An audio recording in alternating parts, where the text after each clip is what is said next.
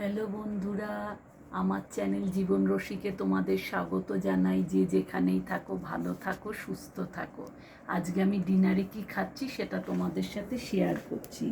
ডিনারে আজকে আমার বাইরের থেকে এনেছি হাতে করা এখানে চাপাটি, একটু তেল দিয়ে করে, আমরা যেটা রুটি বলি ওরা চাপাটি বলে, রুটি, তার সাথে শসা, পেঁয়াজ আর একটা কাঁচা লঙ্কা স্যালাড, আর ঘরে করেছি পেঁয়াজ দিয়ে আলু ক্যাপসিকাম দিয়ে একটা ভাজা ভাজা মতো।